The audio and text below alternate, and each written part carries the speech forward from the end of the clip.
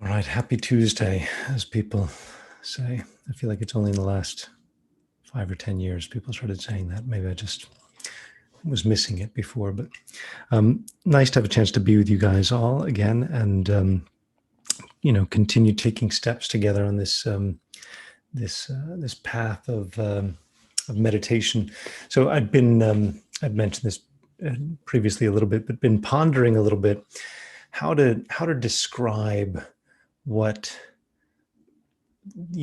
we're trying to do with classes like this, because I was hesitant to call it spirituality because that's got a lot of, it's a loaded word, some connotation and so forth. But when I think about it, there's this presentation that I've mentioned in the past from the book Thinking Fast and Slow, that you've got an automatic part of your mind called System One. That's just instinct, unconscious stuff, just habitual thinking. That is the vast majority of what our mind does. And then this more conscious part, the one that we think is us, right? It thinks about things and thinks that it knows why it's doing things. It's called System Two. And System Two thinks it's in charge, but actually it's just kind of along for the ride. But what we're really trying to do is retrain System One, use System Two to spend some time getting to know how we actually react, how we're actually feeling, experiencing what the body's doing and so forth.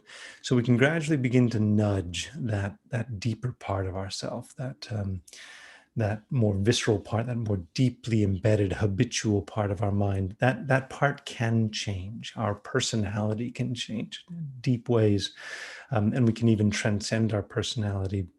But that is, I would say, what we're trying to do. So that's the journey: is retraining our heart, in a sense, retraining our heart at a deep level.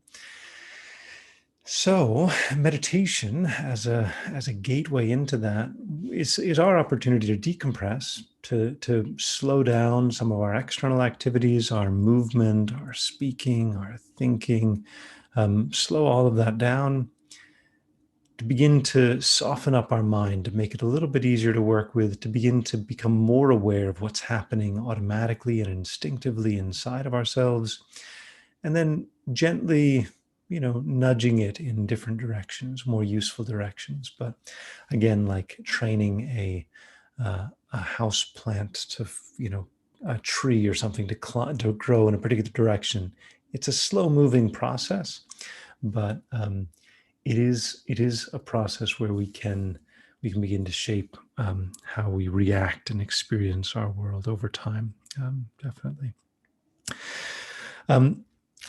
So I'll guide us through a meditation in the same thread of what we've been doing over the last few months, but a further evolution of that, which is becoming aware of our body, becoming aware within our body of our breathing, becoming aware even within that of this sort of subtle energy, but ringing in our ears, this sort of energy movement, and then even closer in than that, like just in the core of our being, and then even closer in than that, kind of going into our heart, beginning to get some feeling from a visceral point of view. What does it feel like to try to operate from our heart, if that's not where you're already automatically operating from? So that'll be our meditation, through which I'll guide us in. And as usual, you can meditate lying down, sitting up, in a hammock, walking, standing, but just find a comfortable position. Take a deep breath in and out, just allowing ourselves to reset a bit. Another deep breath, just inviting ourselves to relax.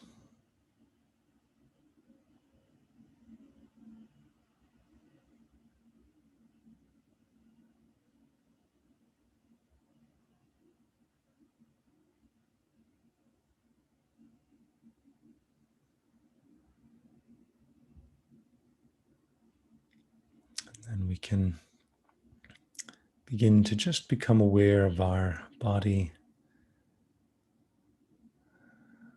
the feeling of our body sitting or lying wherever we are. temperature of the room, the sounds around us.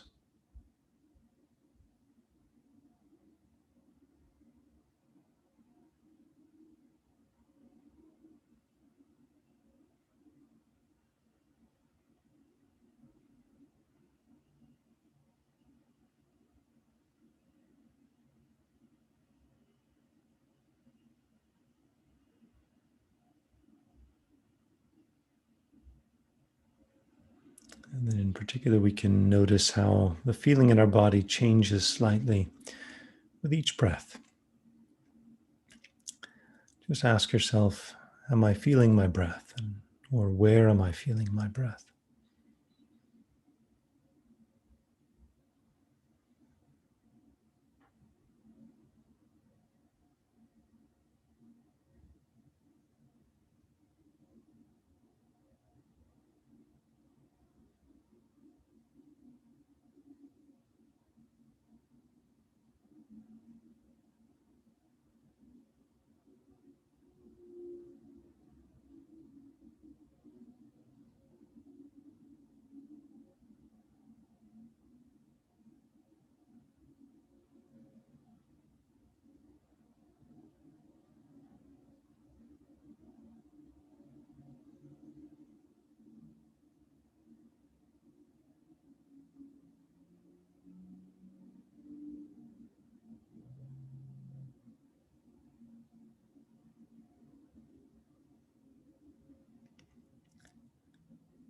And we often feel like we need to be trying as hard as we can all the time in our life. And sometimes in meditation, we need to try less. We need to relax more. Think about what is the minimum that we could do to keep our awareness of our breath rather than what is the maximum we can do.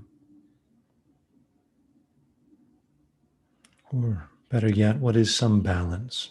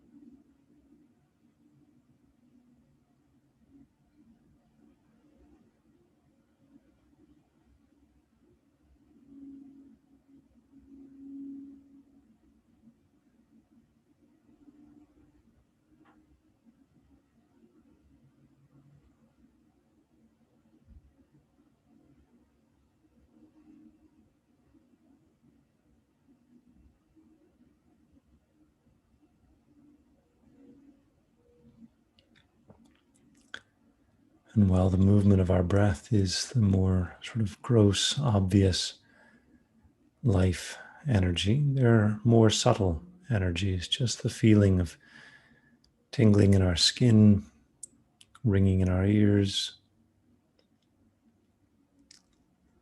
these subtle sensory experiences that are present even when there is nothing particular happening around us. All of this is also the humming of our own life force.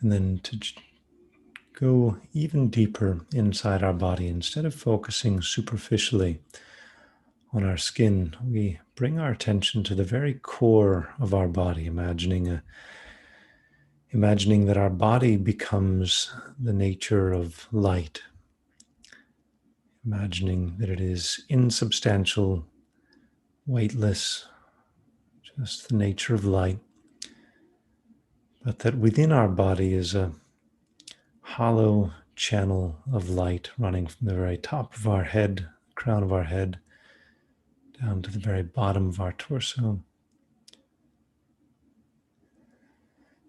running through the center of our head, through our neck, our chest, our solar plexus, navel, lower belly.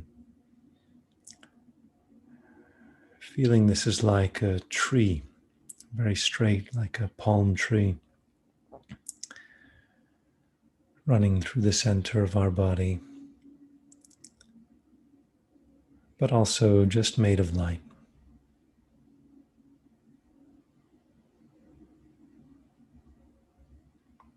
We can call this the central channel.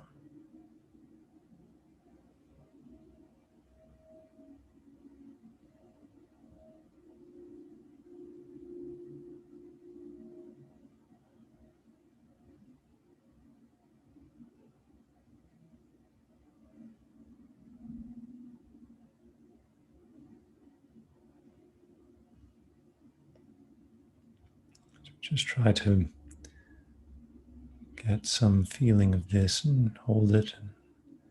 As usual, our mind may wander, but we just return to this peaceful sense of our body, the nature of light.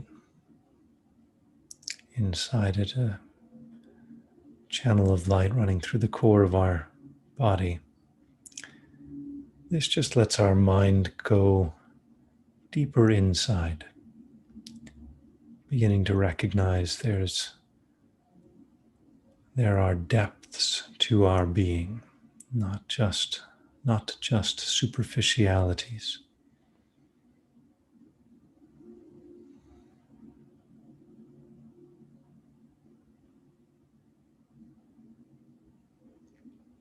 We feel that this central channel represents the very core of our being, the core of our personality, our identity, our existence.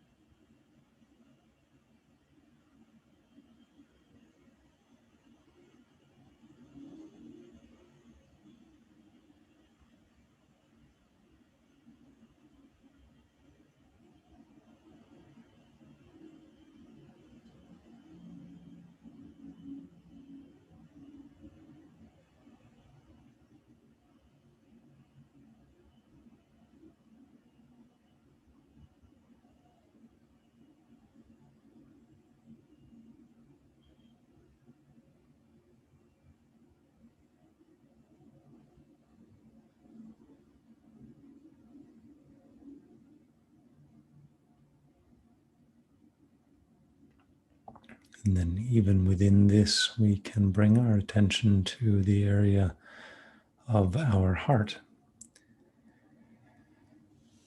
in the center of our chest. Not exactly where our physical heart is,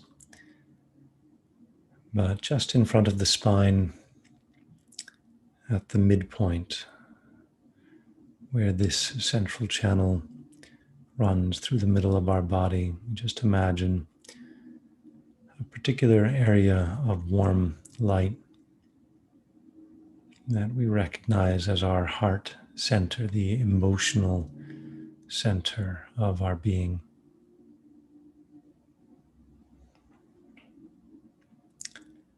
We try to get a tactile feeling of that, not like you're looking at it from outside, like you are being there from inside.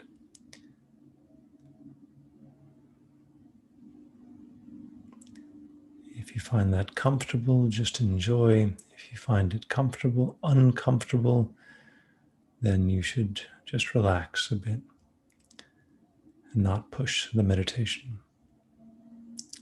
Again, if it's comfortable, you just enjoy and let your mind absorb into your heart. If you feel resistance or any discomfort, then just relax your meditation. Try less hard.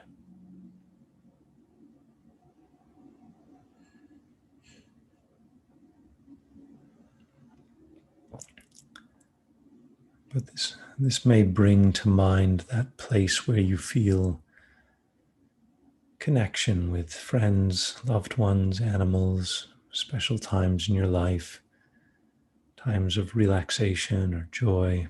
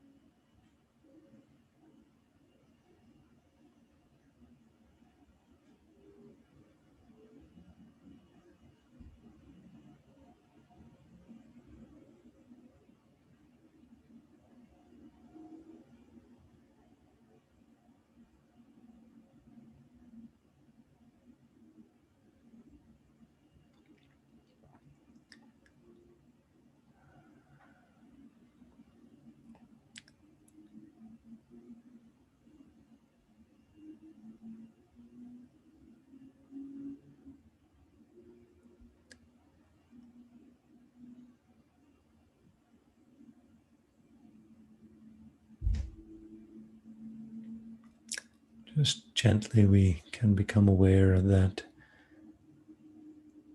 our mind operates from the area of our heart naturally in some situations, but we can also consciously bring our attention there if we allow our mind to settle in our heart. If we allow this to happen, we can choose to activate, warm up this part of our body,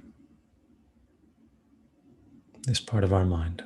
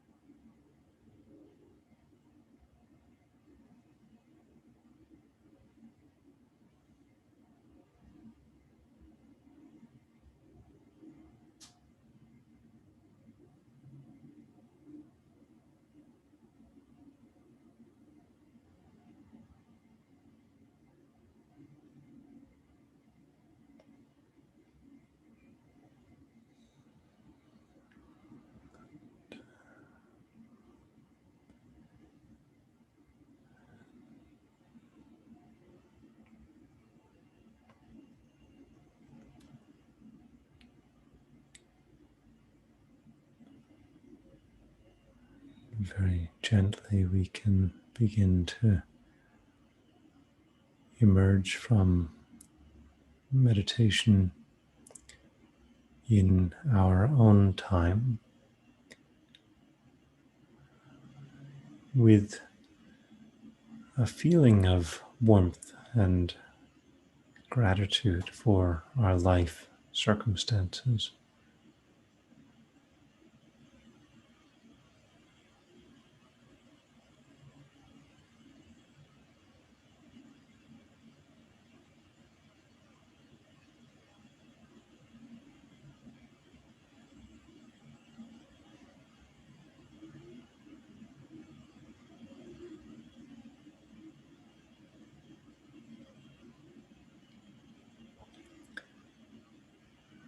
As you feel ready, you can open your eyes and gradually feel able to start moving again, and so forth.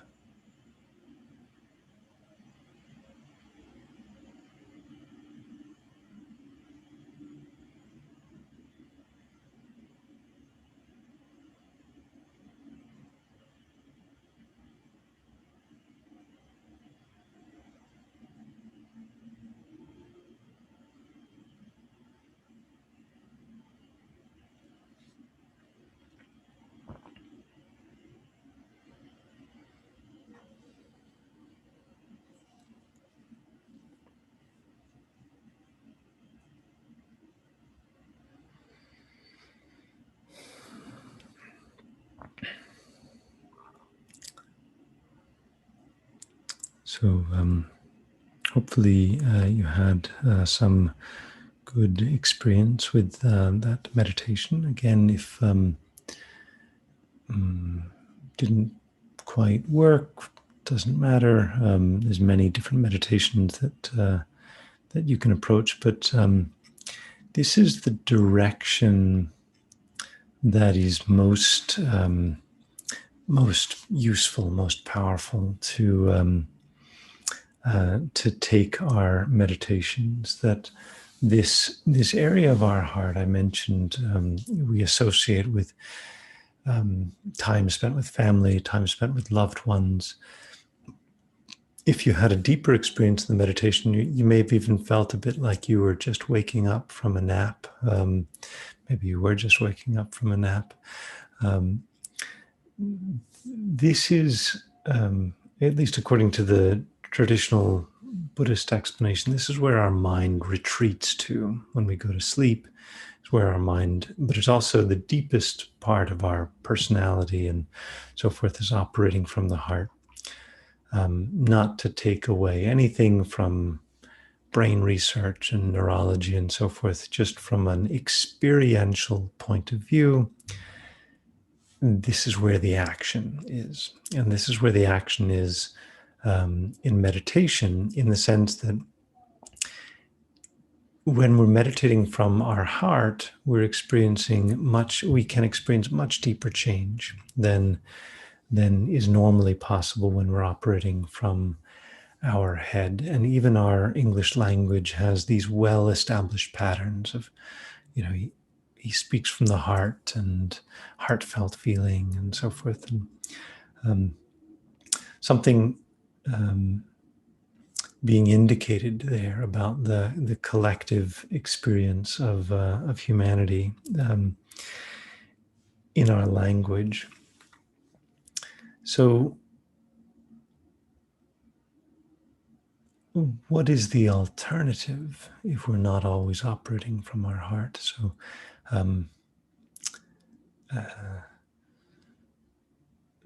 the most common, I think, probably for our modern society is just operating from a thinking place, like from a conceptual thinking place, especially if you're in a job like engineering, something like this, where there's a lot of thinking. And most modern jobs, they're knowledge working jobs, right? They're thinking jobs. You're up in your head all the time. And it's just a very different part of mind. And so I was pondering it's a bit interesting, like in a yoga class, yes, you fully expect to hear teachings like this, but in a context of like engineering and so forth, you don't expect to hear discussions about your body being the nature of light or warm feeling in your heart and so forth. But engineers, in fact, are extremely familiar with figuring out how systems work, figuring out how you can connect those systems to other systems, and what happens when you do this and what happens when you do that, and how can you explain why things work in the way they work. And so although engineers, and I'm mentioning engineers just because I deeply identify with that kind of personality category, and although engineers have some reputation for being a little bit perhaps introverted and so forth,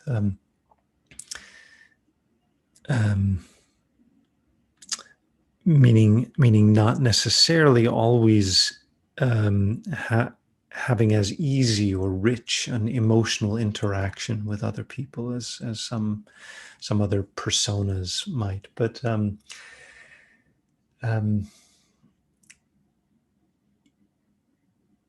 if you look at how we actually behave towards one another, right? If you look at how we actually interact, how we respond, right? The reason engineers might tend towards being introverts is because they have a very heartfelt, very sensitive concern about how other people are perceiving them, and are they included or excluded. And there's very, very emotional aspects to every aspect of how we behave and how we speak, and are we kind, are we cruel. The heart is said to be the seat of the emotions of love, but also of hatred, right? And this sort of dramatic, like passionate, fiery, loving mind, hateful mind, whatever. Those are, when the system of the heart is operating in full swing. And so I offered this way of describing things, not to say to you that this is the absolute truth that you have to believe, simply to say that this is a traditional way of understanding how areas in our body correspond to emotional reactions and mental tendencies and so forth, and leaving it for ourselves to investigate whether we find that true or not, or whether we find that useful or not, and how that plays out in our own life. And do we feel a physical sense somewhere in our body when we are relaxing, when we're relieved, when we're craving, when we're nervous? Like where do these mental states manifest in our body, and why? And if there are patterns to that, how come we didn't learn about them in school? Maybe even people went to medical school, they'd never learned about these kinds of associations. You can't find them in the body. Not really for me to say if or what physical or biological basis there might be for these kinds of things, but we just need to notice that there are these tendencies and relationships, and figure out how to work with them, especially inside of ourselves. And if our normal mode of operating and thinking is not necessarily coming from the heart, if we're doing like myself, to the degree that I'm an engineering persona, if we're operating from the head, then what's going on there, right? Often when people are trying to meditate, the first challenge they have is they're just thinking, so many thoughts, all these ideas. Why? Because that's what we spend our whole life doing. We're searching the internet, we're typing this, we're writing this, we're talking. So much communication, right? All of the words and eyes and ears and sensory communication, super, super active, all this space in our head.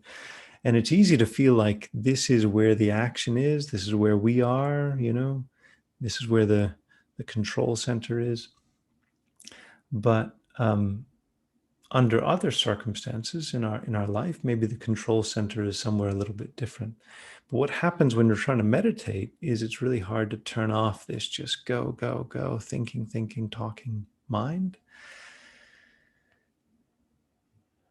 But why is that? Like, why where are we going? What are we thinking about? Why are you so busy thinking, right? What's powering that? Like, where are you going? I've talked before about this demented dog that we used to have um, staying with us in our house. And just walk around the living room, just walk and just go and go. We used to ask the dog, Cammy, where are you going? Where are you going? But she just felt like she should be going someplace, right? But there's this in our mind, whether we're this tendency to go is just generally called craving. This is the traditional way it's described, the word craving. Now, craving normally means, you're craving Doritos, you're craving, a cigarette, you're craving something like that. But craving can also be a craving to do something. And that's a little bit of an interesting trap for high performing people, right? Because you think, oh, well, I'm not craving, I'm quite disciplined, I've got a healthy diet and so forth. But there's still a craving to do stuff, right? A craving to always be reading or doing or talking or something like that. Now, does that mean you shouldn't read, do, think, talk, eat? No, that's a little extreme. But until you slow that down a little bit, it's hard to begin to ask yourself questions like, where am I going? What's the real problem I'm trying to solve? Because really, if there's a craving going on, just like when people are doing, emotional eating, right? You get a very stressful project, you could park a bag of chips or crackers next to you, and you're just like, there's, what's powering that? There's something emotionally powering that. Like if somebody's just agitated and talking all the time or angry, there's something powering that. We need to figure out what's actually powering, motivating us. And at the root of things, there's a craving, and often at the root of that, even deeper, there's some fear, right? There's a fear, like what if I'm not accepted by this group, right? Like, what if people don't like me? What if I get fired from my job? What if my, partner stops liking me? What if I become irrelevant? What if I die? Right? You start to like untangle things a little bit, and you begin to see the fundamental things that are driving our mind are very just deep. They're very primitive. I remember once just having very early on in my life, I had this very deep emotional experience through a course that I went to, and in the end, somebody asked me, "Okay, so what are you really afraid of?" And I just searched my heart, and I just thought, "I'm afraid that I'm going to die." And that's kind of at the root of things. Is like fear of just survival, right? It's the same thing. You don't usually put that in words, right? But even the question of like, why is your heart beating? Why are you breathing? Right? Why do you do anything? There's this deep, fundamental, driving fear we may die, right? The point is that we will inevitably die, but the point is between now and then, what can we do to make our life meaningful? And the most powerful, most important thing we can do to make our life meaningful is to begin to really start to untangle this incredible, rich, emotional intellectual mass that is this person that we identify with. Begin to become aware of that, slow down a little bit, become aware of what's going on inside of ourselves, begin to untangle it a little bit, and see if we can begin to nudge it in more and more beneficial directions, especially in the direction of peace and compassion and wisdom. So yeah, that's some thoughts on some thoughts, some feelings, some whatever they are for your reflection. So maybe we take a few minutes just to let this settle in and come to final conclusion. So We can settle in, taking a breath in and out just to reset. Another breath, just allowing ourselves to relax. And we can think throughout every moment of every day, we are doing something, chasing something, thinking, speaking, acting.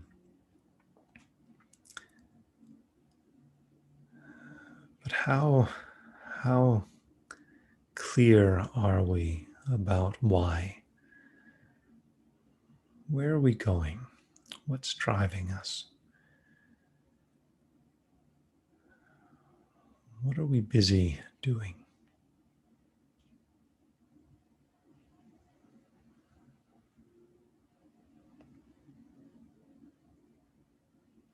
When we begin to look at these questions, when we begin to untangle these questions,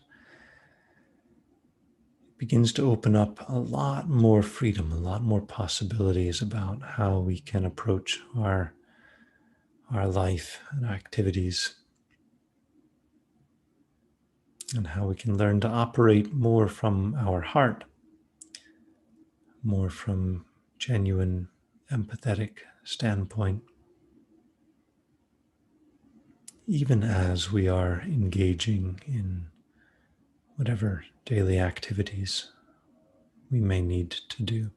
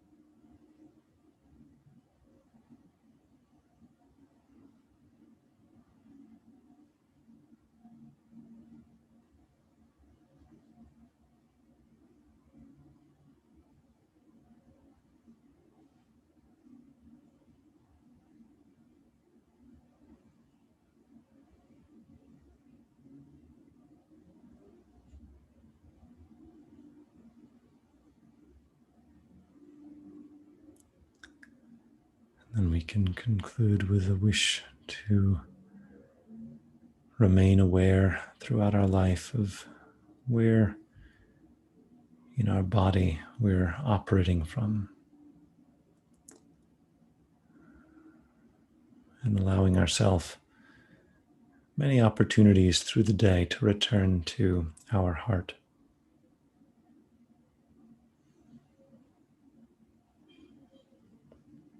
Exploring this inner part of ourself.